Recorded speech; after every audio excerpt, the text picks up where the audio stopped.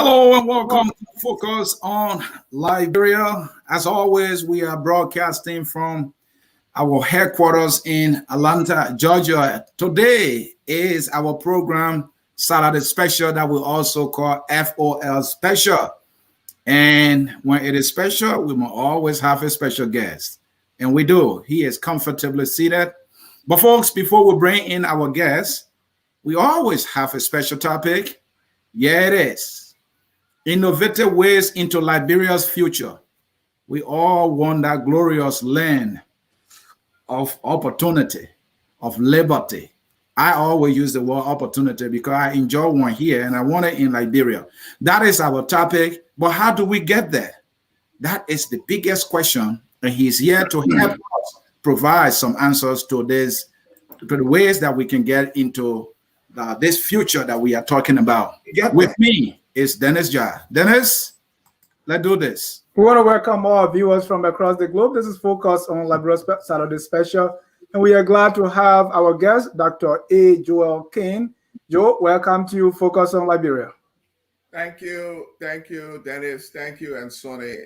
I'm very, very delightful to be able to come here to start the conversation on how we think we can move our country forward. Now, let me say, some of these ideas have already been expressed by some folks, hopefully. But the whole idea is to be able to bring my perspective on how I think we can really change our country. Some people think that's very difficult, but it's not.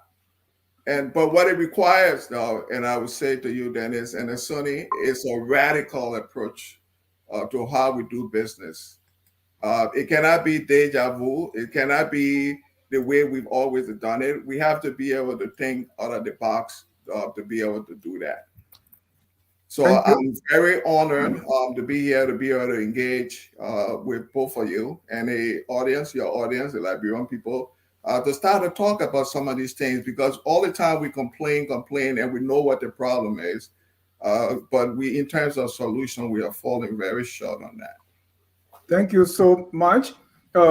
Every day since we've started talking about this country or this piece of land that we now know as Liberia, we've been kind of struggling. People are always talking about a better country. This country was established as an oasis in Africa to be the beacon of hope for all oppressed Black people throughout the world.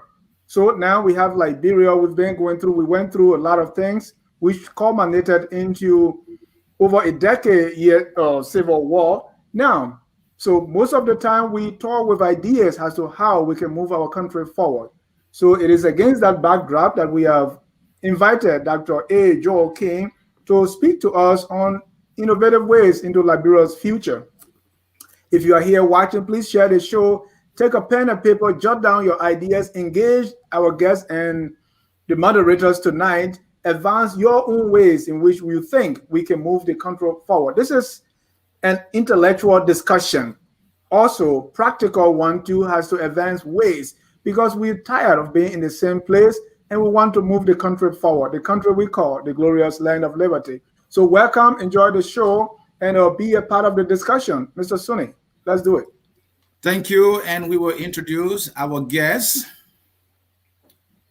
Dr. A. Joel King has a Doctor of Management degree from the University of Maryland School System, a PhD in Organization Leadership from Columbia International University, a diploma in Public Policy from the University of Oxford, a certificate in Executive Coaching from University of Cambridge, and a Wellton Online Fellow from the University of Pennsylvania, where he obtained online certificates in financial accounting, financial management, and marketing. Dr. King has worked with many global recognized institutions, including Johnson & Johnson, First USA Bank, Bank One, all acquired by JP Morgan Chase, DuPont Manufacturing, Prudential Insurance, Merck, and American Health Caritas, and is currently in private practice. Earlier, many years ago, he was an agent at the Bucks County Community College and quite recently was an adjunct at the doctoral program at the University of Maryland Global Campus, where he taught an introductory course in strategic management. Just a little bit with our guest, thereby putting him in a better position to discuss innovative ways into Liberia's future. Let's get started, Dennis. And Dr. King, we have something in common. I'm a graduate of Bucks County Community College. So thank you, Prof, for being there. Thank you, Dennis. Wow, that's awesome. It's good. Right. It's a small world, isn't it? Right. Okay. So to start, I say, we read your background, very impressive. But someone watching this and say innovative ways into Liberia's future. Let me ask a not so bright question. What qualifies you to speak on this particular subject? Well, and let me say this. I always done, and you see, you guys just put on my background up there, but many people will tell you I'm one of the few people that I really like to talk about my background. I really done, but sometimes it's good to put it out there so people get to know you. Yeah. And I've done a lot in my own academic career and in research. And particularly not only in the doctorate program that both I've attended at, but also when I was at Oxford, because the diploma program there was very practical. And from there is where I really learned in some part of my life, I like to be a pragmatist. And sometimes, Dennis, and so we talk all this theory, but theory doesn't really solve problems, right? And we're really going to get into see this. Theory really doesn't solve the problems. If you look at Liberia is not short of policy. Liberia is not short of theory, but what Liberia is short of is implementation. So I don't want to call myself an expert in this. I'm just kind of showing some knowledge, even with all the background that I have in research and understanding the areas. I just wanted to say, well, I'm just bringing the knowledge that I have to bear in that. I don't want to consider myself all expert in some of this. And sometimes I've said that is, and sorry, the folks that come with the experts, the folks that come and claim that they are expert in some of the things are the folks that are really causing us some problems now around the world. The World Bank. Right. And we've drawn to that. But the IMF, the World Bank, the United Nations, they've been around for I don't know how many years now. And they still have not solved the problem that the world is faced with. So I don't really want to call myself an expert. I'm just kind of sharing my ideas on how I think we can move the country forward. Thank you so very much, folks following us. We have segment of this discussion on the topic innovative ways into Liberia's future. First, we will look at areas of emphasis on education. Then we will also look at youth empowerment and employment. We will look at growing the economy, new sources of revenue. And if we have time, we'll look at technology, that is internet, online transaction, mobile money, or digitization. These are the things we feel that when we put time in, we will be able to jump into the future that Liberia deserves. And let me chime in there. Those were things that were advanced by Dr. Joel King as to the ways into Liberia's future. So let me again ask you, because I like to set the business here. Why do we have to do this? Why do we need innovation into Liberia's future? Yeah, and let me say this, and the problem that our country faces today, there's a number of different things. So each one of these, take each one of these, we could spend 10 hours on each one of these, right? And there would be 100 other different one on that list that we could really talk about, right? So what's not even on that list is around fiscal policy and monetary policy and all of that. But let's look at it. Let me kind of put this in perspective. That is, the world that we live in right now has gone through three epochs, right? The whole world that we live in today has gone through three epochs, or three eras of development, I would call. And you had the pre-industrial area, right, where you had people was doing farming, they were doing the horses and cattle, and all of this was used to be able to do farming. And it was at that time that people were trying to understand the dynamics of management, how people, what is leadership, how people understand management. And they had all these guys thinking through all of that, right? But then after that whole period, the pre-industrial period, that pre-industrial period, then you came to another era of the industrial era where you had manufacturing, you had all of the industries being developed. And Liberia is an example of that too, because you have Aramco was part of that, was generating iron ore and all of that. So the United States and Sweden were using that to build their railways and build all of these things. But now you're in the era of what you call the post-industrialization right now. And it's all about knowledge and innovation and technology.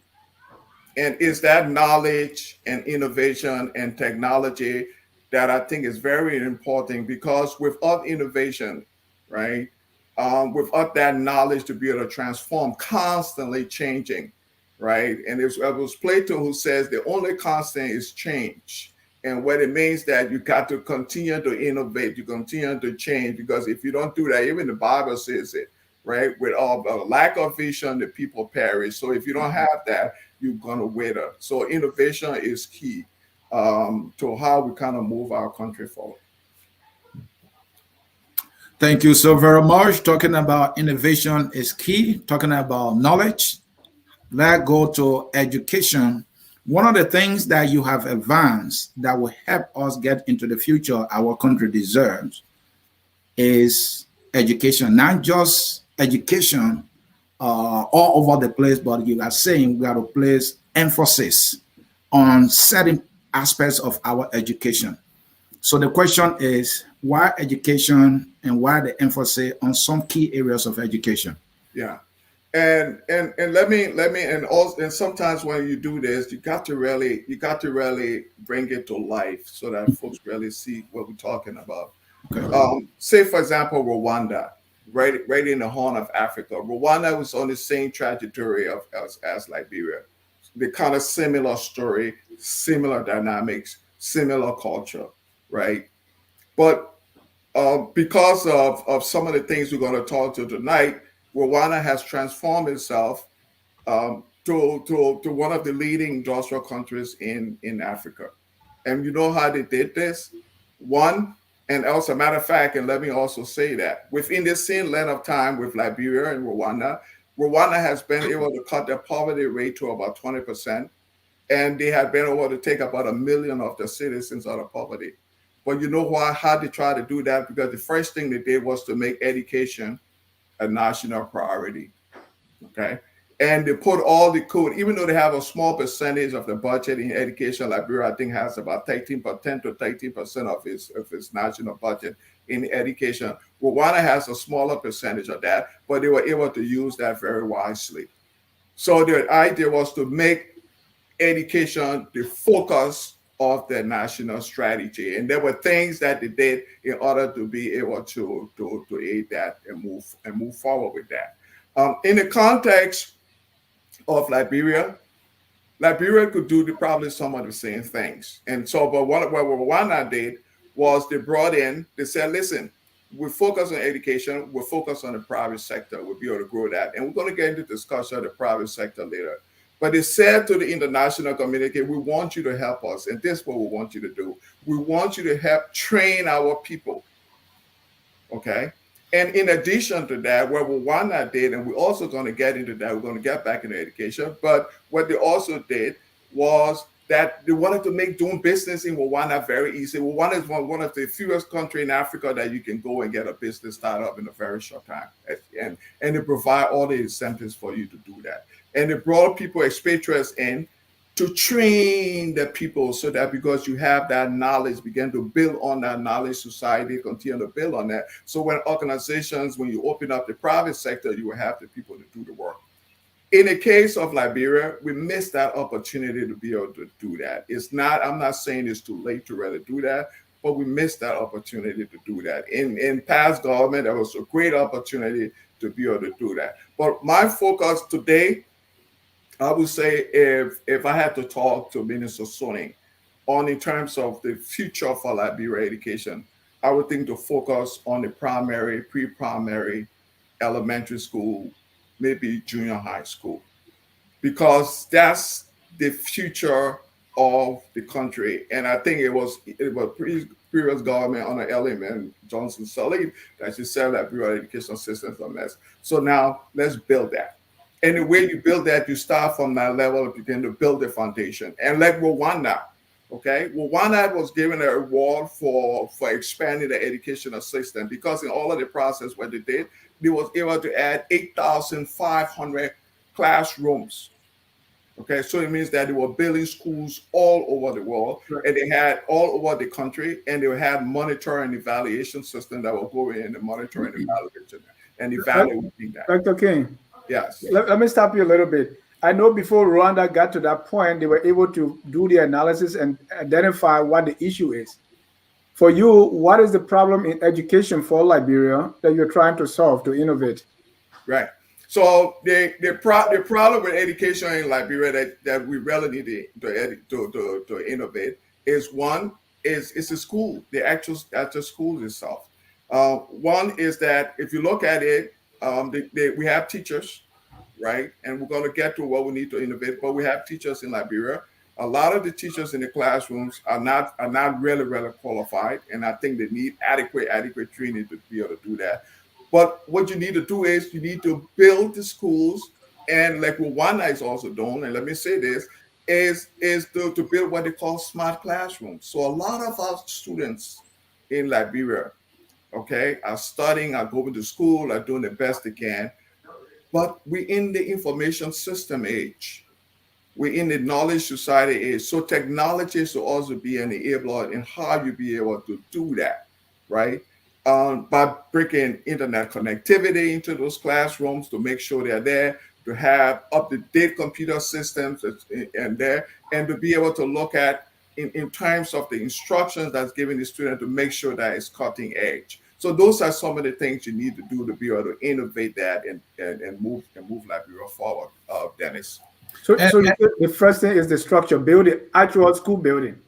Yes, is to make what you call smart. And I'll give you an example of Rwanda. And again, Microsoft has been working in Rwanda today, not only to build those schools, right, but to be able to automate it, to bring technology in the schools, so that even you and I are sitting here and we're talking, I should be able to do this in the remote areas of Liberia, to be able to talk to students there, to be able to even lecture on a pro bono, just free volunteer basis, to be able to talk to students. So enabling technology, I think, is one way we can do that.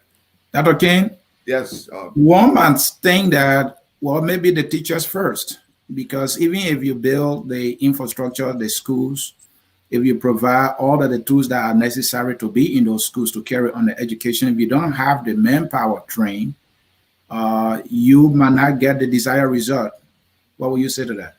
And I think that's exactly true. And I stated that earlier in my earlier comment, that you really need that. You need the training. And this is what I was saying to Rwanda and other places that have really done this. Mm-hmm. And we're also going to look at Singapore. And I also have a story of how Singapore were able to develop similar story like Liberia, but they were also able to develop the educational system. So one, you need to be able to train the teachers, and not just train them on, okay, well, we have to write on the blackboard the way we've done in the past, but to train them in the business technology so that they'll be able to do that, right? So once you have internet connectivity in the schools, once you have computer, and then folks will say, but where the money is going to come from to be able to do all of this stuff you're doing. And that's something else we can also talk about tonight, on how we get the resources in doing some of those things, right? But building, not just building classroom or building schools, but making it smart so that the students there are connected to the technology age.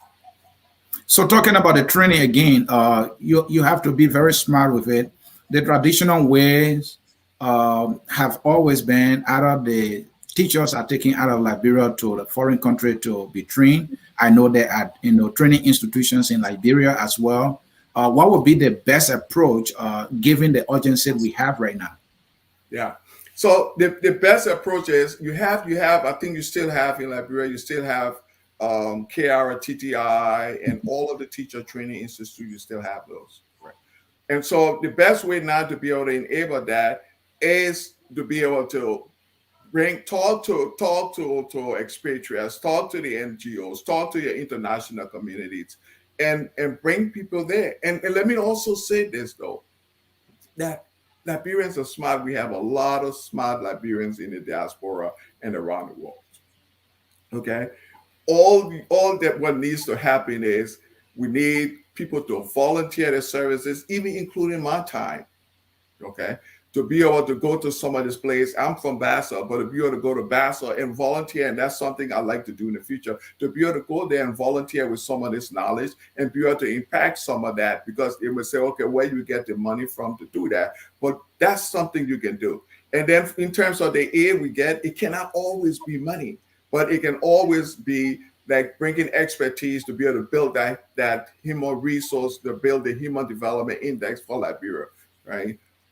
And so that's one way we would be able to do that. And where do we start from? Because are we starting with training teachers? Are we starting with which level? Is it college? Do we train people at the university so they will be teachers? Are we starting with primary? How do we start this?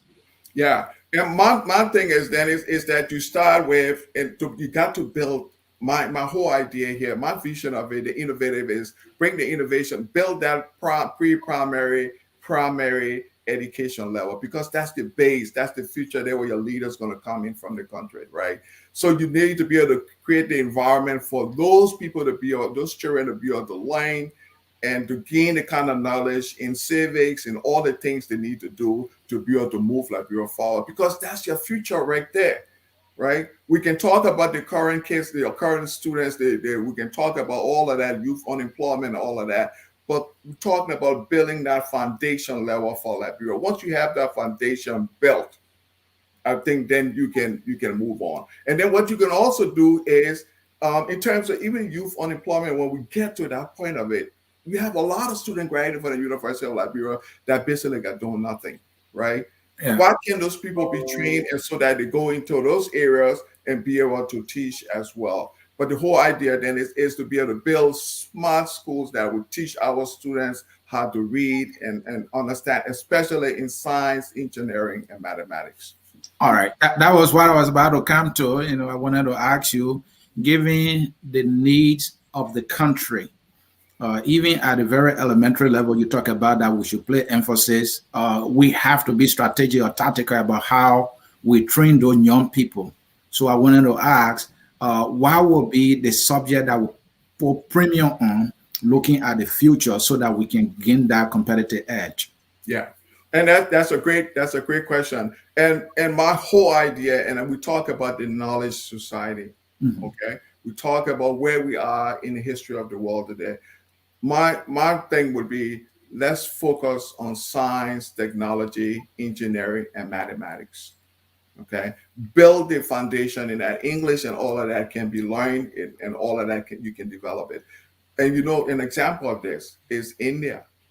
Okay, India was a couple years, maybe 40, 50 years ago. India was a very poor, underdeveloped country, but there was a vision in India so that they would be able to develop that capability. And so what they did was India focused on science, technology, and engineering. And what it did, and this is why in India you have what they call the IITs, the India Institute of Technology, and all of that. So they train the folks in technology, in science, engineering, technology. And that is your future, right? Because that's the knowledge. And so my focus would be at that level is to be able to focus in those particular areas, Dennis, Ansony. So Dr. King, you talk about the money, because the Bible says money answers everything. So the question about where the money will come from, because it's not that, because a lot of things have been tried. I think a few years ago we had the bridge school system, the bridge system that was introduced. Yeah. Very lately, our president introduced free tuition in public colleges and universities. All these are ways to help. But the money, sometimes we say, okay, our foreign partner. So where would the money come from? If the money is not there, what can you do? Yeah. And that's a fair point. And I'll tell you what, if I was advising President or President we are today, I would have told him that I will make the pre-K, kindergarten, pre-K, I will do all my investment in that area, okay? Because that's truly the future. College is a necessity. People go to school, they graduate from college, and then there's no job. But today, I'm sponsoring children in Liberia in kindergarten, in pre-K, and helping family members with some of those children. And the fees and the amount of money and resources that are being paid to be able to keep those children up in school. But that level of education should be free across the board, all across the board. And I give you an example. When I grew up in Bassa, we have free books. Okay, I might look as young as you think, but I'm not. We have books, and we ate at school. We have free cornmeals, we had clams, we had all of those, and we were really happy to go to school to gain that knowledge. But you don't have that today. So I would have said to President Ralph, put all of your eggs in that basket where you build the foundation for the country. In terms of the resources, Dennis, look, we don't always have to look to foreign aid to be able to get money to do things. We can look internally, right? To be able to do some things. And folks say, well, we don't have the money to do, we don't have the money. Yes, we do have the money. And what we need to do is, all we need to do is to be able to tighten the belt, right? Today, you have government officials that are riding government cars. And I'm just going to give you an example of that. You have folks, the government are giving folks gasoline, free gasoline to go to their own place of work, right?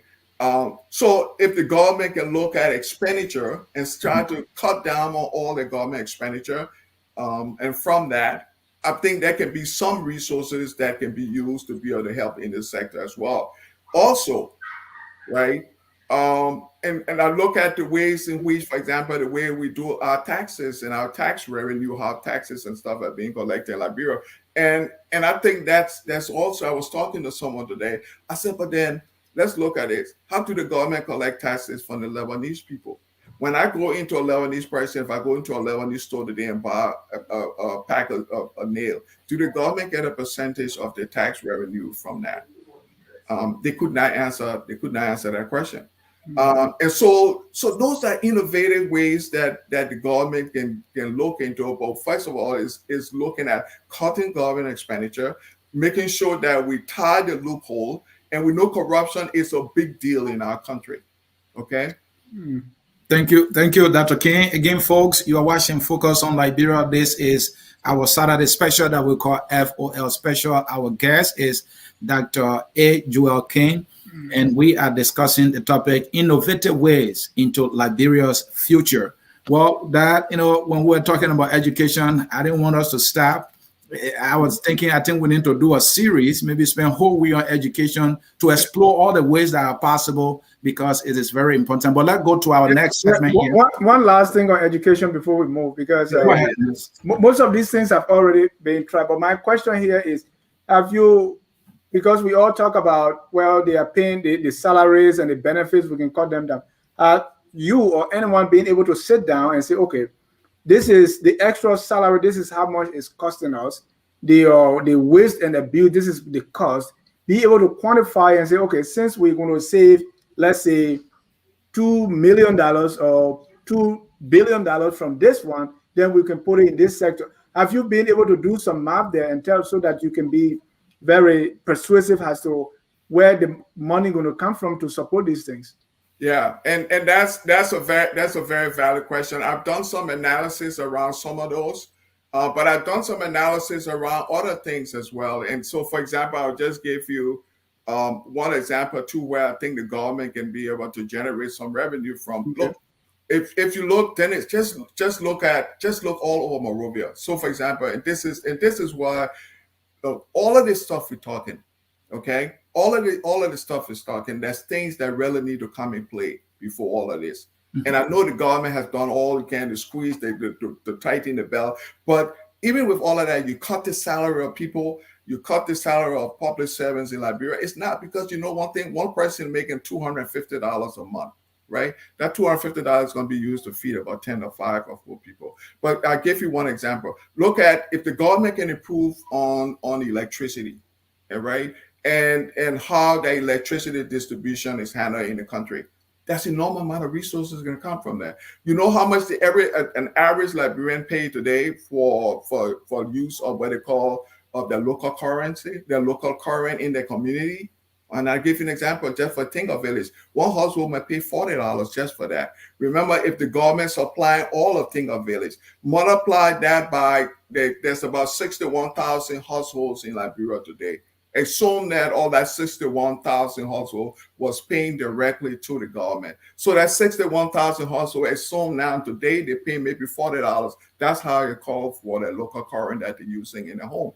If they want to do that, that's enormous, a huge amount of money. That's $26 million just right off the top. If the government can bring in infrastructure to fix that whole electrical grid and provide electricity to folks. Even the government was charging people $10, right?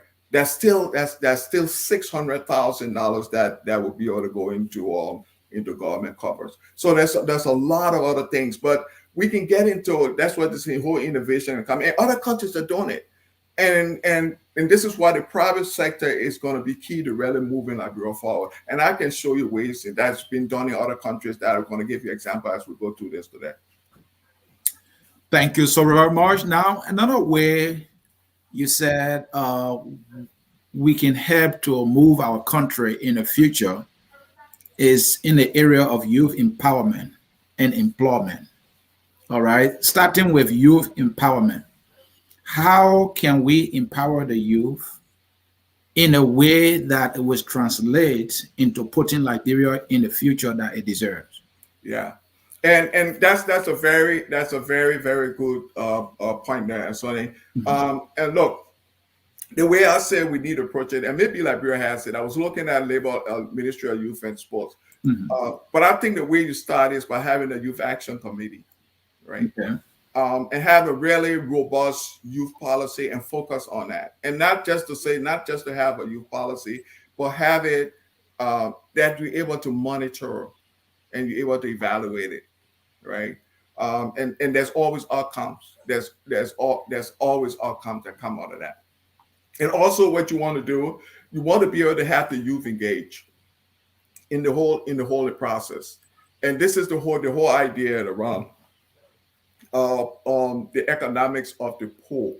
And the whole idea around the economics of the poor is to be able to, in most instances, Liberia is not isolated, but in most instances, policy decision is driven from the top. All the ministers, they make the decisions, but then the local level, there's no one involved with that. That when you say economy of the poor, do you mean pro-poor? No, not pro. Okay. just making no, Dennis. When I mean understanding economic of the poor, I mean, look, when people in leadership really don't understand the pain that what people they face every day. Well, so what I'm saying is, take someone who's a minister today, or take someone who's in the House of Representatives today. Let that person live or see if they can live for $2 a day. Okay, the average Liberian lives on $1 or $2 a day. See if they can do that. So, and you got to bring the local people in the decision-making process. If you don't bring the local people in the decision-making process, you cannot solve the problem. This is why I'm not kind of getting off of this. This is why Elon Musk for Tesla just said to the guy at the World Food Program, he said, show me that if you can really, the 8 billion, if I give you 8 billion, you can cure hunger. He cannot provide an answer to that. Because even the World Bank and all of these folks just come in, all the talk is theory. You have to get the local people engaged. So what you need to do for youth empowerment, have an action plan, but have it all over the country, so that in all of the 15 subdivisions, you have it there active and kind of moving forward, and let them be part of the decision-making process. You got to listen to them. You got to hear what they say. You got to also bring training. You got to be able to train. I know there's folks, the NGO coming to Liberia, and they train, but they go. Yeah. There's no follow-ups. You can't just train the children and say, oh, we're going to train you in this and train you in that. But you have to be able to train them so they know the special stuff in management, in leadership, in finance, in bookkeeping. You know, even if you develop an entrepreneurship, you develop something, a small business, you got to show them, you got to be there until it becomes successful. You know? Yes. Youth empowerment has almost become a cliche in Liberia now. I want you to first define what that really means, and then what all these that you are talking about Are they not already being done? We have a Ministry of Youth and Sports. We have the vocational schools all over the country. Are these things already not being done, or what is it that you're trying to do outside of what is already being done? Yeah. So look, youth empowerment is the whole idea of bringing the youth into the economics of the country and into the social economic development of the country. That's how I see that, right? Um, and I'm not saying Ministry of Youth and Sport doesn't have Liberia is not short of policy, but what is short of is implementation of the policies, right? And I think that's where the problem is, and the approach that the Ministry of Youth and Sport are taking. Now, a lot of that decision, as I said earlier, then is driven from the top down, but not the bottom up. Now, today, you cannot tell me that in each of those 15 subdivisions that they do have youth action committees present in those, and that the youth are actually involved in the decision making, right? And so those are the things I'm suggesting today to be able to drive them up from that. Because look, if you look at the unemployment level in Liberia, there's you have a whole sector of youth. And this is why sometimes you look at the research in Liberia, you say, well, Liberia has a very low unemployment rate. Yes, they do have it because one, you have the informal sector where you have all these children with their pen-pens and their stuff doing, and you have a lot of these children in the interior, they go to the farm every day with their parents. So they use that as employment, right? But then also you have the college graduates in Liberia, and the ones that graduate from EMU and University of Liberia, who are struggling every day to make ends meet, right? And so those are the things that I'm talking about. So they may have something, but I'm talking about the approach. Whether the training to do is effective, whether you do have you really involved in the decision-making process to be able to enable them. All right, then the second portion there is employment. So let's place a little more emphasis on employment.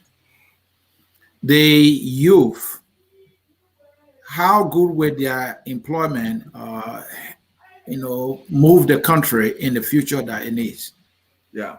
And Dennis, again, let me say this, and I said this earlier, that when you look at youth employment, in not only in Liberia and Africa, you got to look at one in the formal sector and two in the informal sector. So now in the formal sector is where in the enterprises, and Liberia doesn't have much of those. So what all Liberia has is a lot of the government is the larger employer, which in a capitalist society is never true. The government cannot be there, and we all know that. We cannot go to that. But you also we have the informal sector. But what you can do is to be able to do that. And it's a very, I don't want to say it's easy. Even Ghana has some challenges with that, right? With how to develop that. And there are many other African countries that are having problems with to do that. But what you need to do is continue to train them, right? And provide capabilities. And I'll say this, to provide capabilities and opportunities for them. Okay, and those capability and opportunity to be, you train them and stuff. And for example, if you train them in basic skills, apprenticeship skills, whether it's sewing, whether it's machine work, whether it's welding, whether it's carpentry, and Liberians do some good job, but because they learn it themselves, they're not good at it. Then it's in tailoring. Have you saw a parents in Liberia and look at that? I mean, they do a good job in doing that, but they have issues with the button, the way they sew that. So as part of the youth enablement program is you be able to teach them, but you also need to provide them with mentoring and provide them with access to finance. So that if they, for example, they want to do their small business, you want to help them do that. But you also want to be there. You want to have, as this is where the coaching and mentoring comes in, to make sure that they are successful in that. I think that's going to be key. And overall, I think the major in terms of creating opportunity for them is to enable that private sector. We are not there yet in Liberia, and you know that, and in order to be able to create that private sector, the things that needs to happen in Liberia that is not happening now, and you need new leadership to be able to move Liberia in that direction and creating that new environment for growth. And Doug, we will come to the why, because as you say, these things, they are very beautiful, right? But it's like when you're not on the field, right? You can really on the sideline, you can really tell because I'm a striker, so that's why I like to give the football. But there is, you see, these things are not hypothetical. So, for example, these things are everywhere in the world. And I tell you one thing, though, Dennis, and I know, look at Singapore. In the 1960s, Singapore was on the same trajectory of Liberia. Same thing. They had the GDP, right, per capita 320. Today, Singapore is 60,000 US. You know what they did? They focused on education. They focus on you can't in the Singapore if they find you corrupt, you're in serious problem. And then also what Singapore did, they built for the future. They said, okay, listen, we have access, same like Liberia. We have access to the coastal area, so shipping is easy. So maybe if we continue to build factories and manufacturing industries in Singapore, people will come, and that's exactly right. Right. So my question is, why are these things not being done? Because I believe other people have the same ideas you have, including people in government. So why are these things not being done? You talk about the youth empowerment. You talk about having these youth centers across the country. Why are these things not happening? You know, does nobody else know besides Dr. King? No, Dennis, you can't say nobody besides me, man. I just don't. But it comes, and you know, Dennis, and I'm gonna throw this out there, and I'm gonna laugh about it. But I always say to people, listen, if I was given the opportunity in 2 years, if I don't pull Liberia, I'm not talking about being president. Just say, give me the whole strategic plan for Liberia. If I don't do it in 2 years, put me in South Beach. I mean, come on now. I mean, let Dennis and I say, let's be frank about this. Look at Rwanda. It's leadership. Leadership is first and foremost. One, leadership. Two, you have to have the governance structure in place. You think why the IMF and World Bank, when they send money to Liberia, they send their people behind it? Because they don't think we're going to use the money. They don't think we have the capability to be able to do that. So they send their people to it, and you know what happened? The administrator and OpEx, which is the operating cost, is larger than the total amount that's even invested in the project in Liberia. So they go back and they take all that money back to the US. And our people are left suffering. Look at Rwanda. Rwanda is landlocked. There's no coastal area in the land in Rwanda. How are they able to do this? And we got all of this access to resources, the best rainforests around the world, and we're still struggling. I was saying something to somebody the other day. My hometown, we have 3 rivers. 3. So why? Okay, if I may jump in here, I live in the Maryland area sometime during my life. I know the Kavala River. I know the power when it is occurring, right? That is an opportunity for us. I mean, the question that Danny asked, I'm going to ask it in a different faction. You have all these leaders who see this tremendous opportunity that we had as a country. Do they get blinded when they get to power for them not to leverage the opportunity that we have? But what is just responsible? I'm just curious. But yes, the saddest thing about what you and Dennis are trying to say, though, and I look at it and I laugh because some of the folks that even are in leadership in Liberia, like some of the guys that been they've been in the Euro, they've been in the US, they live here, they see how all of these things go. It's for some reason I can't get it, and I'm trying to study that. I don't know if it's behavior or it's something, but I might do something. I might do research on understanding human behavior change, and why it happens the way it happens. I know some of the guys, they come here. They see how things work, but they leave and go. Dennis and Ansony, 3 rivers in my I'm well educated. And no access to clean drinking water. You have Lofa River, Sano River in my area, Grand Bassa, Melkin River. I mean, come on. And no access to clean drinking water. We have some of the best coastal area, but electricity is still a problem. You're talking about where you turn the dams, but where you're coming from, and no access to that. It's leadership. And we'll come to that, but we're going to take a short break because we want to see if you say leadership, what is it we're talking about and what can we do? You still really didn't answer. Okay, you say it's leadership. That's why. Right. So what this leadership is? Where will it come from? Where will it come from? Because according to Mr. Emmanuel Yato, you who gave you provide the bullet, Yeah. you get the leg of the deer. So when we come back, we want to see who we can give this bullet to so we can get the leg. All right. I know where you're going with this. So we'll get there. At Focus on Liberia, we discuss everything Liberia, from education to politics, arts and culture, entertainment, agriculture, history, religion, family, and technology. Focus on Liberia uncovers and showcases the best of Liberia and shows the world the truth about Liberia. We educate, elevate, and promote all things Liberia. We conduct interviews, panel discussions, debates, and more. Tune in to Focus on Liberia on Facebook and YouTube and be a part of the stories that make up the news. This is Focus on Liberia, and I am Dennis Jah. And I'm here with Dennis Jah. Ansony Sieh is my name. Our guest is Dr. A. Joel King. We are discussing the topic, innovative ways into Liberia's future.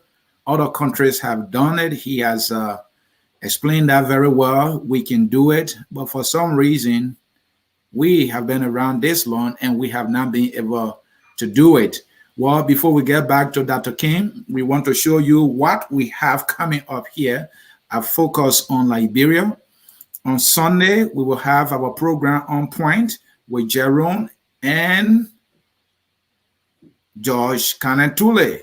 Their guest will be Philip Sieh. He is the National Vice Chairman of the Liberty Party, the opposition Liberty Party. They will be here in an exclusive with him. Of course, you know they'll be talking politics. And then tomorrow is Sunday, right? Yeah, Focus on Liberia presents Mother in Monrovia, GMB USA visit President Weah at the recent summit. Now, you see the panelists there, they are all set. Too many people dying in Monrovia. We're going to talk about it here on Focus on Liberia. Also, Leo Johnson on the program, The Liberian Dream, will be here tomorrow, Sunday, at 2 p.m. Eastern Time, and you do not want to mix it. His topic, political parties in Liberia, the recipe of Liberia's failure. Then on Monday, I will be here to sit down with the Secretary General of the Opposition Unity Party, that is the former ruling party. We were talking about Unity Party and 8 plans for Liberia. Do they have one? We will talk about that. Tomorrow also, the political happenings with Abraham Dode. He's a political advocate. From what we know, he is leading Cummings, and we will be talking politics as well. You don't want to miss it. Dennis? Well, welcome back to Focus on Liberia. We are discussing innovative ways to Liberia's future. Our guest here is Dr. Joel King. And before I forget, we have one more show that is coming up, and that will be Diabetes Awareness. Our health contributor, Abby Tyler, is going to be presenting that program. We're going to be talking about diabetes. You really don't want to miss that. All right. Now, Dennis, we will go into this segment of our show. Dr. King, if we can get to the last one, then we will demand a commitment from you to come by to talk about our last segment, because we always like to bring in our audience to participate. So the next segment will be growing the economy, new sources of revenue. This is like the engine of all that we're talking about. So let's talk economics. Let's talk about new sources of revenue. First of all, like Dennis will always say, why is the economy important in all of this? Why? Yeah. So, look, let me tell you that's a very key point of how you do that. But I'll be really, really honest with you. Okay. And the best and the most effective way, and people say, well, you know, your tax system reform and do all of these other things to be able to generate revenue and grow the pie. I think that's very key to do. Okay. But you cannot, I don't care what you do, you cannot beat the dead horse in the back. You cannot continue to go to the same people in terms of tax revenue until you build the capability to do that. And the way we do this is to focus on how we build that private sector. The private sector investment is going to be very key for Liberia development. Okay, and the way you do that is, one, you build the infrastructure. Try to do what we can in Liberia to build the kind of infrastructure that you need, because one thing, the strategic objective of any organization, any business, is two things: either to maximize shareholder profit because you want to make a profit, or you want to minimize costs. So you want to do that. If you build the infrastructure in Liberia, now with things like poor broadband or the poor electricity, if you build that, and then you prove that you have good governance. Like, for example, the example I gave you of Singapore, you show that you have good governance and you build, they will come.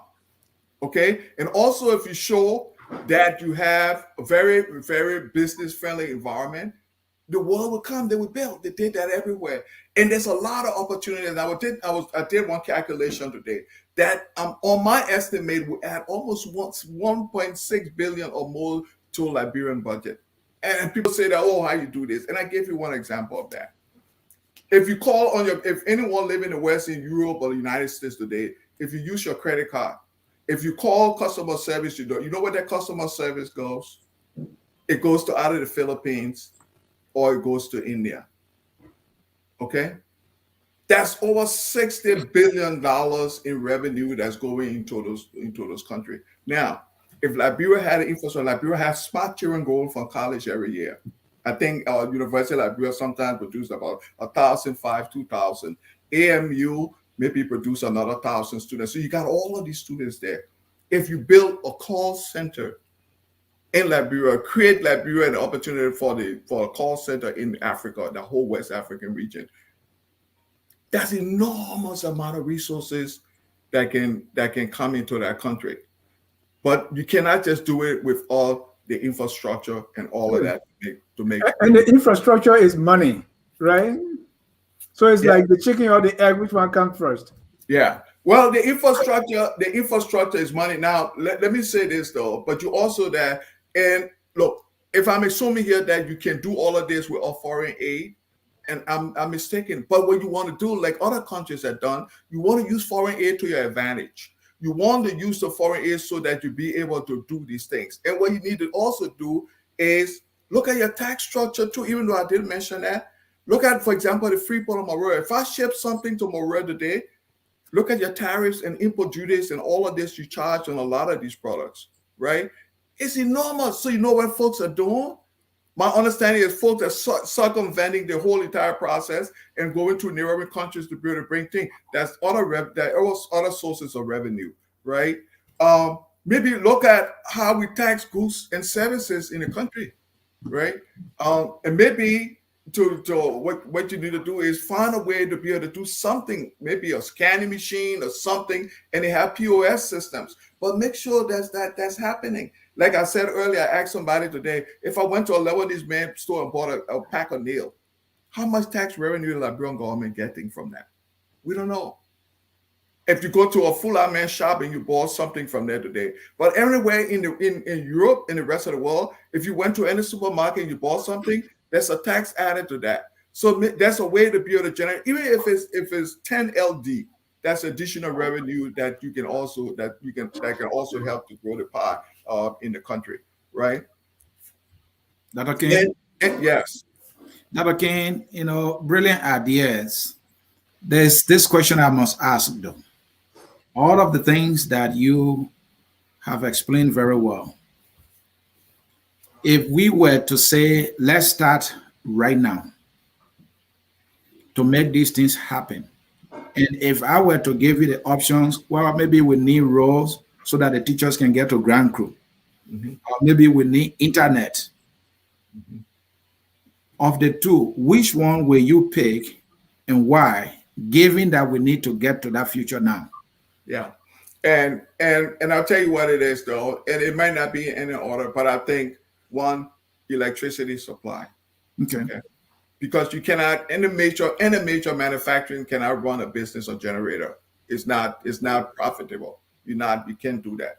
Secondly, is access to clean water, drinking water. I think that's very important. But someone must say the people in ground crew been drinking from the wells all the years. I mean, not drinking from the well, how does that put us in the future? Oh, it does. Because let me tell you the fact about it, though, is that if you have access to clean drinking water, it also affects, because what happened, it affects, we don't want, that's a completely different topic, Ansony, but it also affects health, the health of the country. And that's the health is a completely different area that we can get into. But which one will serve as a catalyst to the other so that we can, because I always say we are 200 years behind most of our friends in terms of development. Yeah, I would say at this point would be electricity, right? And I think that's going to be very key. And internet, and maybe having access to technology also, that's going to be very key. And and not that when I call it Sunday in Liberia, the telephone drops. Poor performing broadband, that's also an issue. All right, to have that and rural connectivity, that's also important, because then when you come to farm, the agriculture sector, how you develop that, then that's also important. So my thing would be that. Right? Well, Dennis may have some disagreement, because I'm hearing all the time saying internet. Dennis? No, I mean, electricity and internet, they like go hand. You must have power, right? To generate anything. You must, because if you're using these generators, I mean, you can't go very far. So internet and electricity, those things, they go hand in hand. Yeah, and let me also say, not taking away from Dennis, and it doesn't have, all you have to do now, if you look at even in Biden's Build Back Better, what they're talking about is renewable energy, right? So Liberia has a great coastal area. I was in Amsterdam a few years ago, and I saw all these wind tunnels, in huge fields. You know what they were used for? They was used to generate electricity. So you need that, but you need the private sector to be able to drive the rest, because how are you going to get the money to be able to build the roads? Roads is a very capital intensive project. And so when even this current government said, well, we got to build a coastal road, right? I think you got to look at, what it means to build a coastal road. What's the cost for doing that if you don't have a robust economy? But you want to, the idea I'm saying is to be able to put our folks back to work, put Liberians back to work, and be able to generate revenue. And the question around tax revenue, how we generate additional sources of revenue, and that would be the direction I would take. Thank you. Dr. King, you keep talking about leadership, because all these things, the question I'll ask you is, why have they not been done? Your answer is leadership. Let's talk about this leadership. Describe it for me. Yeah. Leadership is, and that's a very good point. Leadership is, if I had to define it, is one word, is trust. And leadership is someone that the people, Liberian people, trust in, and the international community will trust in. So when you go to them and say, listen, I'm going to be doing this, they will believe you. And say, even if I want $1 billion to build the road, they will be able to provide that $1 billion for you. And that's what leadership is. Leadership is not, I will say one thing and then do another thing, right? And this is where trust comes in. And so that's and someone who's going to say, well, I'm going to do what I say I'm going to do for the betterment of to make my country a better place. That's what leadership is, and that's what is lacking in Liberia. Have we had leadership back in? If you look in our history, has it been present or has been lacking all through? Yeah, but the fact here, though, Dennis, is that leadership is trust, and that's very key. But that leadership is someone also who has vision, and in addition to the vision, he has people who follow that vision and align with that vision and follows that vision. And that's what leadership is. And we have not had any in the past. We have had, but let me say we have had some in the past, and I'm going to say this to you. And one of the things, and also I was talking to my wife the other day. I said, maybe this is how Liberia needs to move. Maybe every year, Liberia focus on just one thing. We've all garnered all the resources, everything you have, just on that one thing. Maybe you say this year, we'll make sure that we have adequate electricity across the country. Just that one. Forget everything else. Maybe the next year, you focus on, we're going to do this. Maybe education, pre-primary education, secondary education, STEM education. And don't forget also, though, We also have adult education that's very important for driving our country forward. But you focus on that, just that one thing. So for any president who come in 6 years, you would have 6 different things you would have done for Liberia, and you would have achieved the objective, right? So a leader would be someone who comes in with a clear vision how he's going to do it, have the trust to be able to do it, and to be able to get things done. To me, that's leadership. You wouldn't say one thing and do another, and show example, right, and live by example. Earlier, I quoted our friend and brother Emmanuel Yato, who said, "He who gives the bullet gets the leg." For the hunter. Yeah, you give the bullet to the hunter, get the legs of the deer. So and not the hunter who kills the deer. Yeah, that's an unfortunate statement, because all this stuff we're saying today, we need someone, and this is where you guys know I didn't want to state politically where I stand. No, and I'm not taking you there either, because you talk about leadership and you talk about the political will to do these things. So all these ideas mean nothing if nobody is implementing that. Yeah, correct. Is there a corps of leaders? Are there people, or are there groups? Or can this plan be given to President Weah, who currently has leadership? Or who can bear the cat, if I may ask? Yeah. Dennis, that's a great question. And because we have to channel this through maybe a politician, right? Yeah, but yeah, and this is why I want to say the system, all the one who runs the system. Yeah, but this is why, and I know I'll get in trouble, but this is why I've been aligned with, I think, Mr. Cummings, and the reason why I want to say that, because I think he has the clearest vision, right, on where he wants to take Liberia, and he's proven it, right, and the capabilities, he has the capabilities to be able to do that, and the thinking and the mindset. When you talk to the guy, he's not someone that makes decision because he wants to make it, because it's popular. He thinks to think.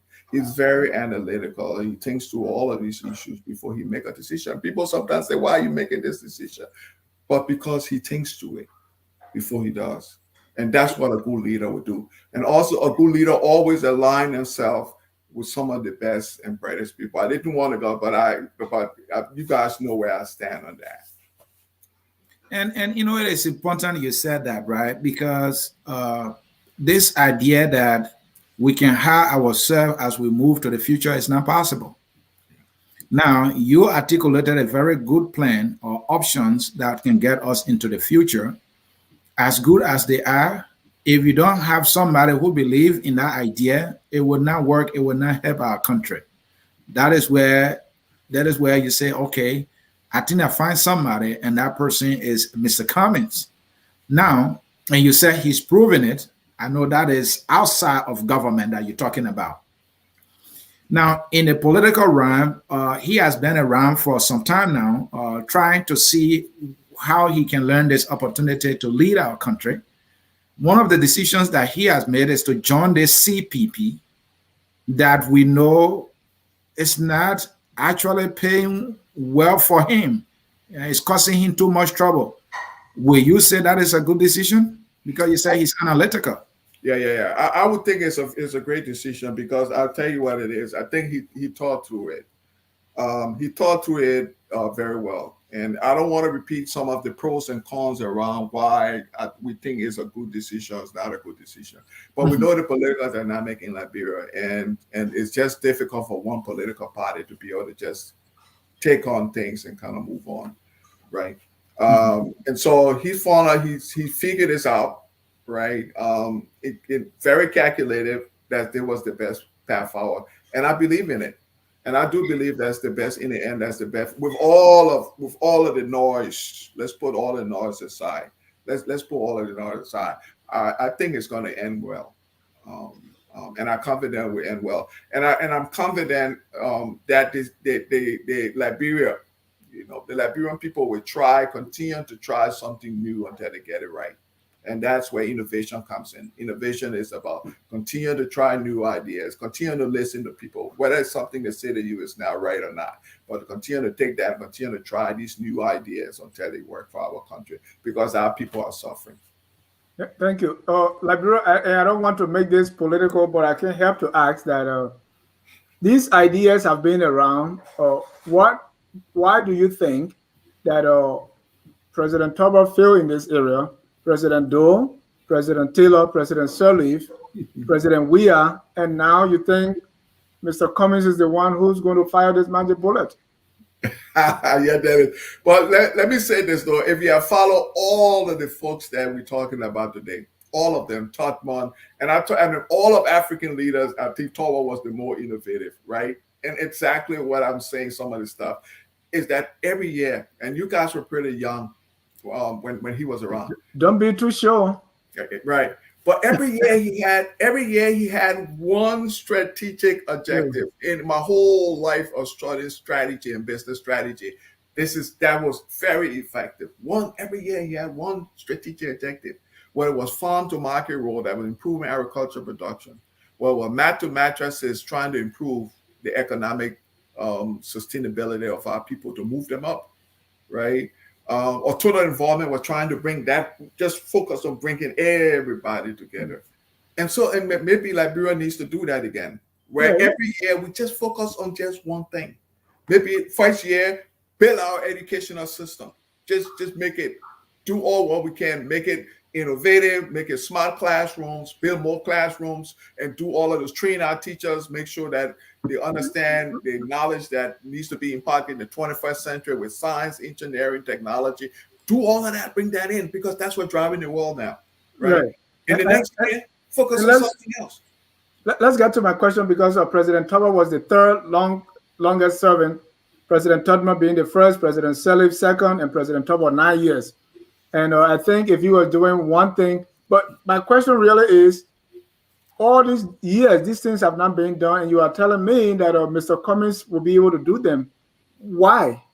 Well, let me say this to you, Dennis. Is one, the man has proven himself, because, and there was the stuff, and I think we're moving away from our stuff from innovative. Yeah, we got it. Well, let me say this, is that, look, Liberia has an economic problem. The guy understands, Mr. Cummings understand economics. Liberia cannot be going the way it was done before. You need a business. Get it done. If you can't get it done, you out of the way kind of mindset. That's what it is.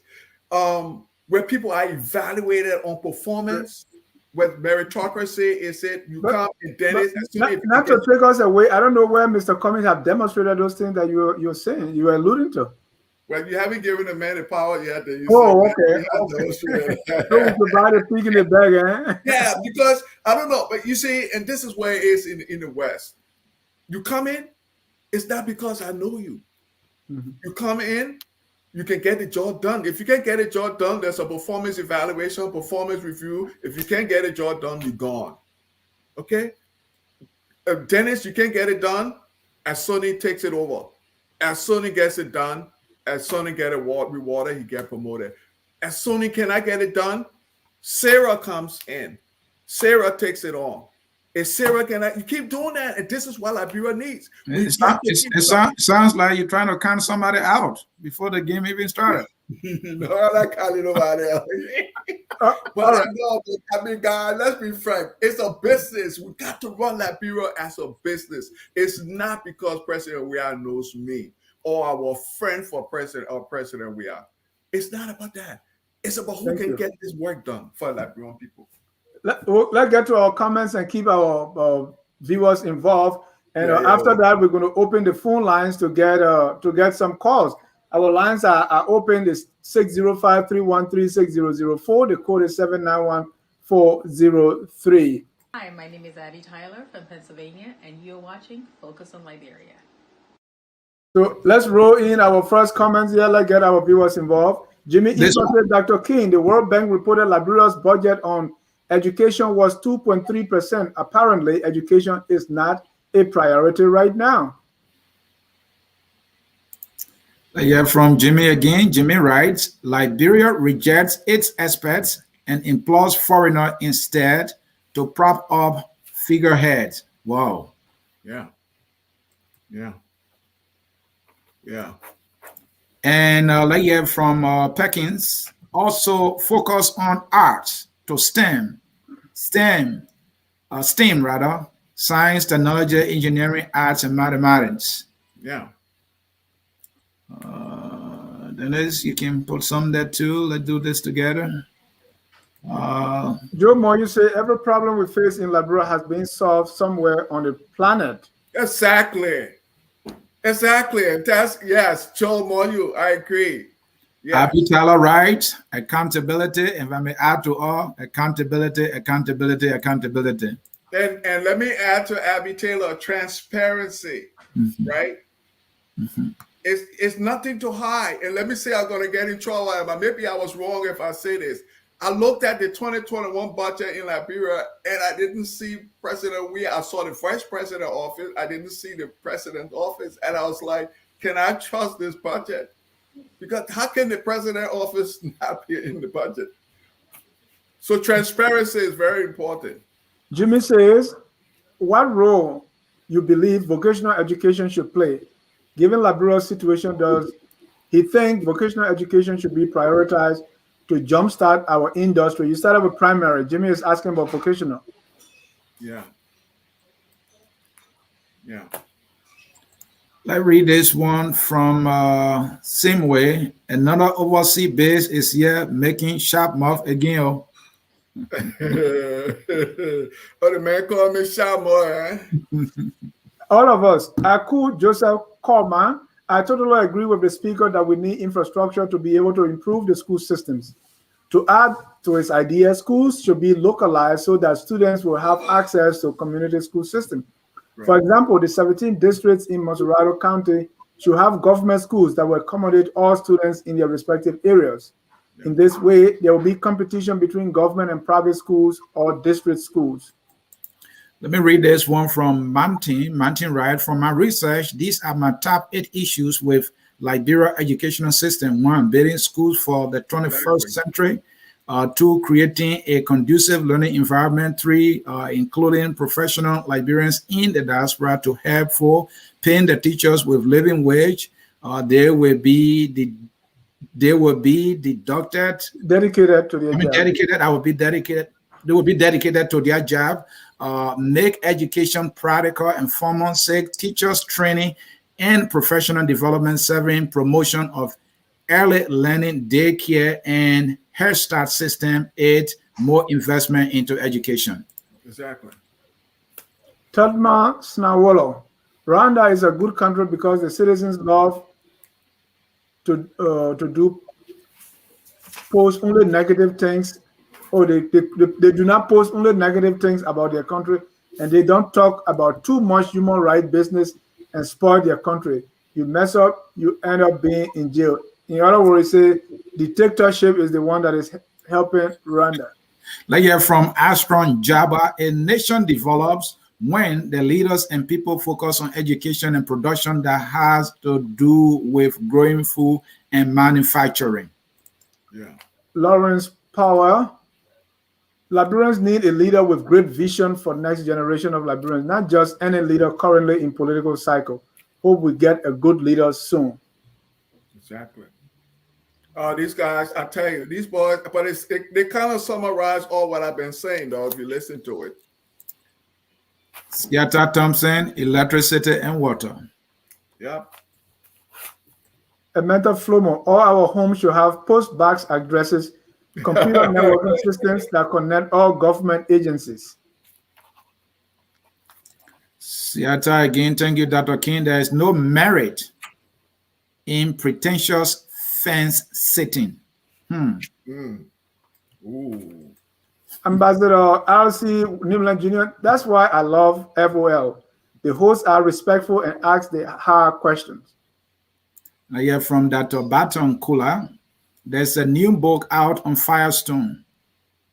It documents a lot on the economy and geopolitics involved at that time and now. Please get a copy of Empire of Rubber, Firestone Scramble for Land and Power in Liberia by Greg Midman. I think I heard about it, book, Dr. Ure. Dr. Kula, please send FOL a copy. Yeah, please. River says Pro, Liberians lack innovations. We are too lazy and complacent, yet we blame foreigners for utilizing our resources. So a broad brush there being painted all of us. Yeah. Lawrence Power again, Mr. Cummings does not have the political capital to win an election in Liberia. That's why he needs CPP. Mr. Cummings knows he has better chance of winning with a strong collaboration of political parties. Currently, he looks like there is decline in collaboration. Then I see Charles Russell said the line has been drawn in the sand. There you're going to be on the right side of history, or are you going to be a traitor to yourself? Oh boy. Salah, if Unity Party can pay their rent, will they not loot the country if they have power? What does got to do with Unity Party again? I hear from Joe Monyo again. You cannot develop policies designed for the poor without having the poor involved in the formation of those policies. That is why the poverty reduction strategy failed. It was designed by elites from the World Bank and elites in the Liberian government. The people who were to benefit were left out of the development process. It was exactly the point I was making. You cannot take a up-down approach to the economic development. It has to be bottom-up. Cannot be top-down, right? It has to be. You got to bring the people in the loop. Yeah. Amanda Flumo, which countries in the world that has no suffering people? 1 out of 7 people stay hungry without food in the United States. The United States has the highest homeless population than any other developed country. The United States has highest health uninsured population. But that's not a rationale to keep our people down, is it? Dr. Kula is saying, Focus on Liberia will send you a copy through Amazon. Send me your address, please. We'll do right just that. Thank you, Dr. Kula. Dr. Kula, thank you so very much. We'll send you our address so we can read it and talk about it. Let's hear from Ambassador R.C. Nimlan Jr. We saw Eton and Iboma. Where do we get the money to build the infrastructure? All right, more comments. Then let's check the phone line to see if we have people there.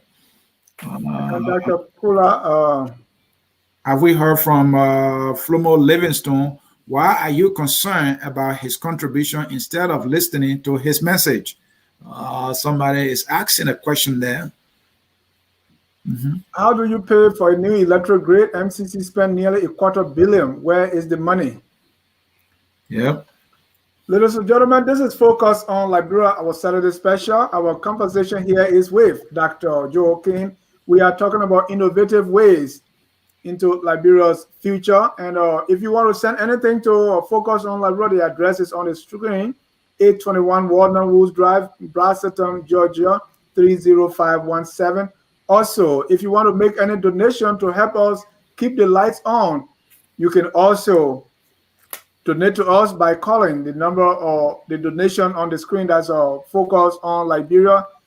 Cash App is at FOLTV, and we can gladly welcome that. Yep. So Dr. Kula, the address is among the comments there. We display it on the screen earlier. Yeah, it is. You will find it in the comments. Send on that board. Let's read it and let's share that knowledge with our people because knowledge is power. Dr. King, you're listening to the comments. What's your reaction before we go to our phone line? Yeah, no, that's very, very, very good. And thank the listener for listening. There's some very good comment there.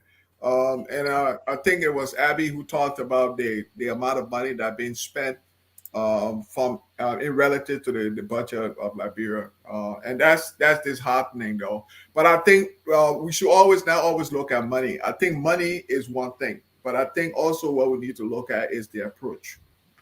And you can have all the money. Someone just mentioned something there about $1 billion or something it's going to take to build roads and all of that.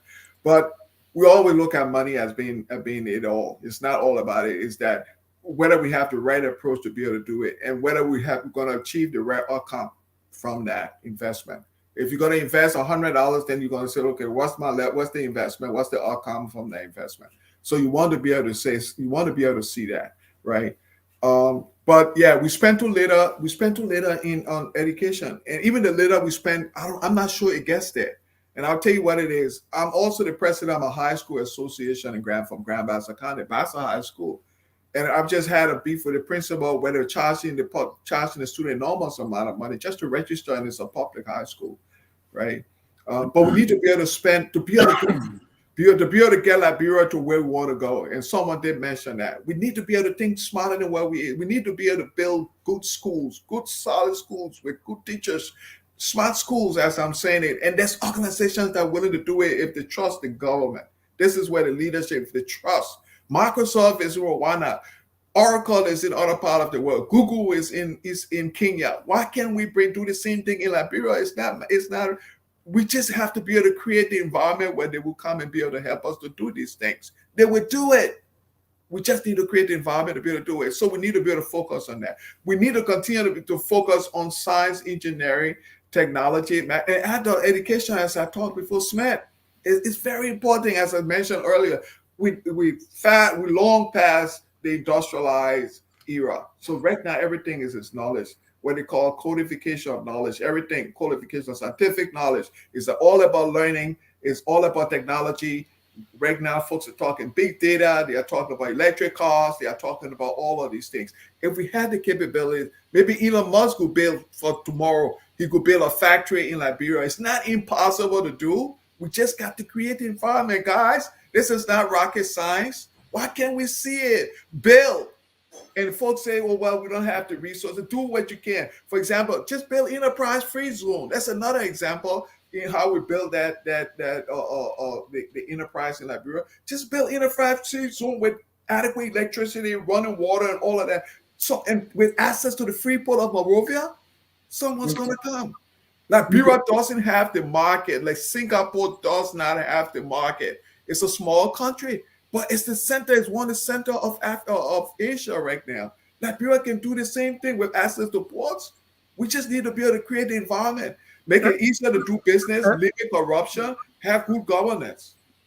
Dr. King, you've used that phrase several times now. Create the environment, create the environment, create it. I want to ask you, what does that mean? But let me go to our first caller here, and that is Mr. Jimmy Eastman. But that phrase, create the environment, put that in your pocket. I'm going to come back to it. Sure. Mr. Eastman, you are live. Hey, Dennis, thank you. Good show as usual. Hey, Anthony, how are you tonight? Hey, Dr. King, how are you doing? How you been? I'm okay. I'm okay, my man. Just talking about how we can try to work together to fix our country, man. Yeah. You singing the usual song we hear about, making these changes. But I like the fact that Dr. Kula brought that book open, because Liberia has always been an extractive economy. In other words, sit back, let us take your minerals, and we give you the money. Don't do nothing. That has been our legacy for time immemorial. Even the people from 1847, they were not businessmen. They were not industrial. They tried a little bit of farming. The Africans, they tried to teach them how to farm on the land and grow their own food. But instead, they gave into Firestone and the extractive industries and did nothing to make Liberia an industrial country, a business-like company. So, unfortunately, in 1980, the same group came and repeated the same mistake. All we do is sit back and let people take our resources, and we do nothing with them ourselves.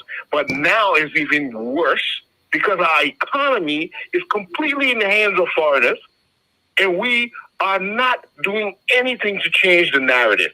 So all the things that you mentioned, like the infrastructure development, the developing the people, giving them more capacity, I agree with you.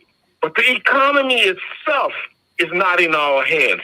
I didn't hear you address that. I'd like to hear what you would say about that. Thank you. Dr. King, hold your thought. Let's bring in one more caller who will be our last caller. Yeah, caller, go ahead. Yeah, this is me, Russell for AB. Hello, guys. You have another name besides Riverside Pro? Yeah, my name is Russell Pro. Okay, sir. Go ahead. Yeah. So, yeah, my question has to do with agricultural sector. Why is it that I want to ask again? Why is it that people are very reluctant to farm now? You know, I'm talking about subsistence farming, the one we call from hand to mouth. When I was growing up, there were abundance of food coming from the interior. You go to Douala Market, meat and everything. But now, even from my town, we have to transport rice there for people to make farms. So why are Liberians finding it difficult now? Why are we so reluctant to even grow our own food right now? People say, oh, the government should get equipment. But when my forefathers, my grandparents, when they were farming, some of them never even saw Monrovia. They were making machetes, blacksmith, and all those things. They were still able to have food to sustain whole family. And we used to go there for our graduation and have food. So what is going on right now? Why is it that people are not even growing food to feed themselves anymore? That's my question. Thank you. Go ahead, Dr. King. I have some suggestions about that question also. Go ahead. But let me also say that from Jimmy, I think Jimmy makes a very good point. But it doesn't mean that we cannot continue to try. So the mistakes have been made in the past, and if you look at other countries that developed, they made similar mistakes. And I just quoted two: Rwanda and also Singapore. But this is what, because we've had, and this is what public policy, Jimmy, is so important. And because we've had very ineffective Liberianization policy, right? And we cannot say that the private sector is not good, that we don't want a private sector. But if you're going to bring a company in to be able to do something, you cannot just bring in a level man who's going to come in and open up a store. So if you're going to really bring in, and we're not negating that, because a lot of these people are part of our culture, they've been there for so long. But the whole idea is that you need to be able to restrict this and to say that certain things Liberians is only for Liberians, right? And so if someone's going to come from all the way China, and this is what was happening recently, the Chinese were coming in and selling local stuff on the market that our people should be doing, then that becomes a problem. But if, for example, if you had a Google coming into Liberia that will open up a processing plant in Liberia, or you have, for example, Elon Musk was coming in Liberia to say, well, I'm going to open up a factory that will supply all of, because we have the infrastructure, we have electricity, we have water, we have the environment, and maybe an enterprise free zone. And it's maybe free for Elon Musk to do this. He always fighting taxes. You come in to open your factory here. Once you can create 1,000 jobs for us, you open your factory in Liberia. Maybe he comes and do it, train the people to be able to process this factory in Liberia, right? We want that kind of thing because it creates jobs, to create tax revenue for our people. But we need to be able to have, and this is why we need leadership in Liberia, good leadership that will be on the local Liberianization policy and have that on the books so that certain people can do certain things. So you don't have the Lebanese and Indians coming in and doing the local business that our Liberian people would do. Well, it takes in terms of agriculture, and I think the whole thing is that in economics, the whole idea around taste and preference. And our Liberian, we kind of a little bit relaxed and a little bit lazy. Those things used to happen before. Everything you're saying used to happen. I'm not sure if the war. But this is what you have a national policy around these things, right? And I know Tawa got into trouble because he imported Pusawa rice and all of that. But we need to move. We need to start moving in that direction. You cannot just do it overnight. And this is why my focus on pre-primary, primary, elementary, and junior high school is so essential, because you know what you do. You started building that taste and preference from there. For example, you start feeding them with our local cassava and planting, the children in kindergarten and planting and arrows and all of that stuff, so they begin to get the taste of that, right?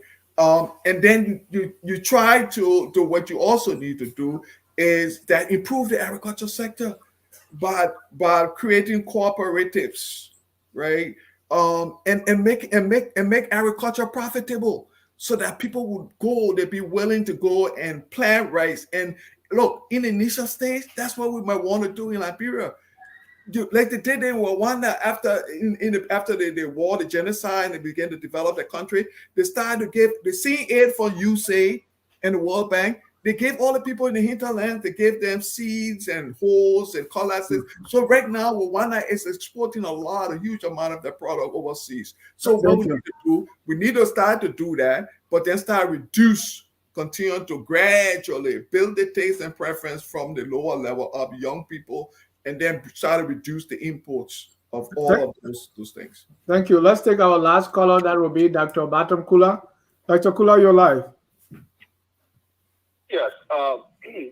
If Dr. King would just shed some light on whether or not our economists in Liberia have done any kind of research on our local economy and translated that into a textbook that our students can actually read and see how they could formulate, for lack of a better word, a formal economy from what we already have on the ground. What am I saying? What I noticed about economics and a lot of these social sciences, that they study the society and they write books based on what they observe, like the law of supply and demand. That's something that was observed. You can observe it right there in Liberia with the market women and whatnot.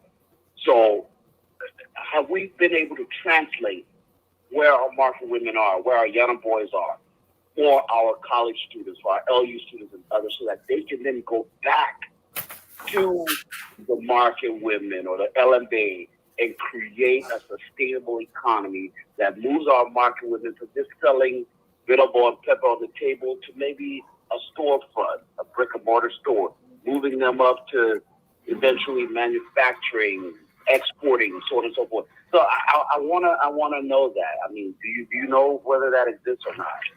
Yeah. Thank you, Doc. Yeah, Dr. Kula, that's an opportunity.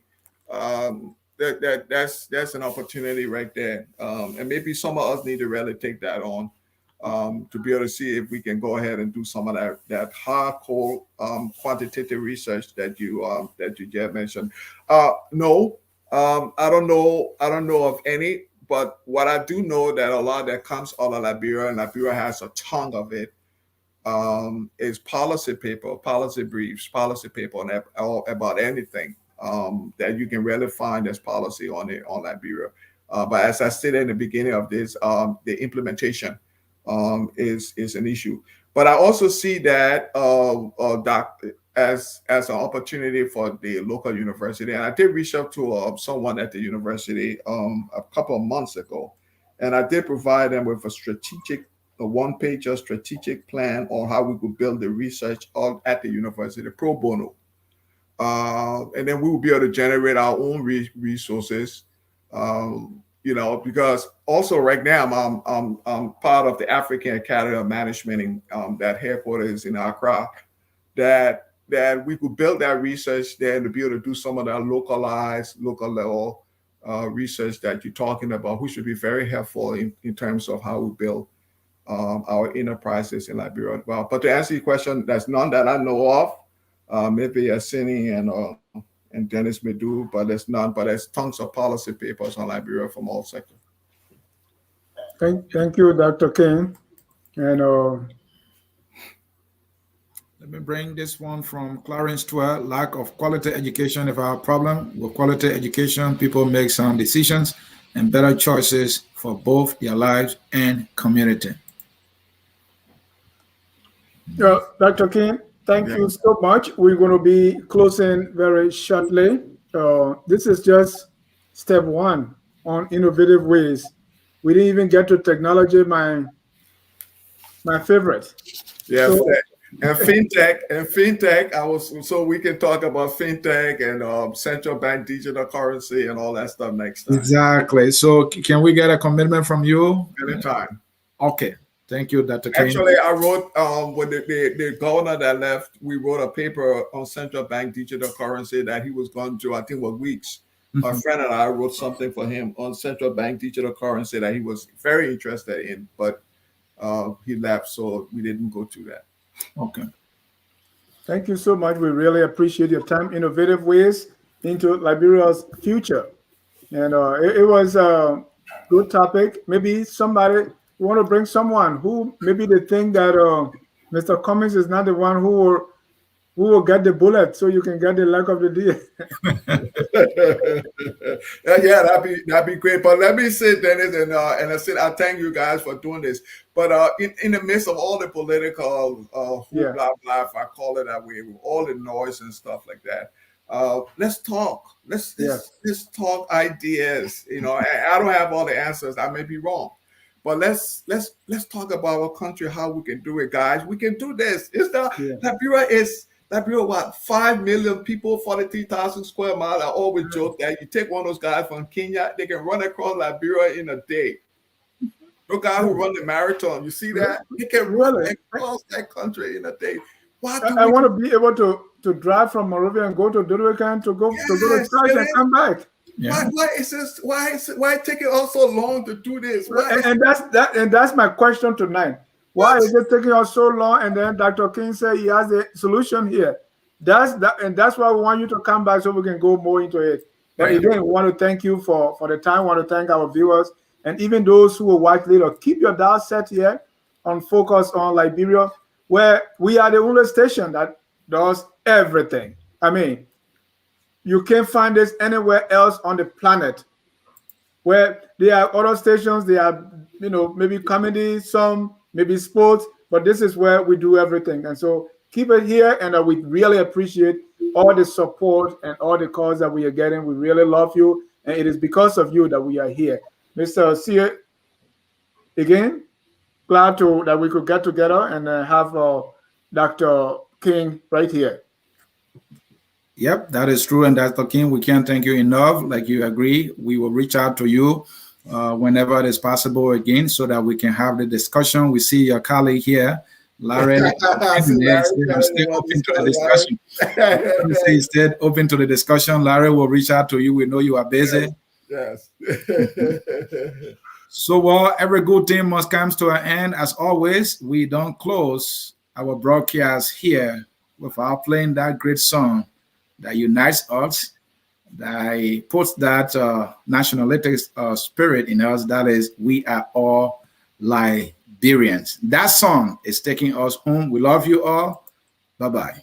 Thank you. Mm-hmm. We are Liberia.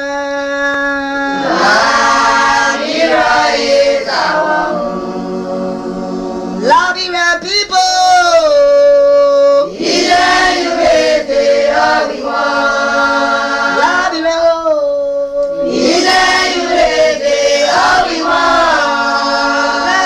Liberia.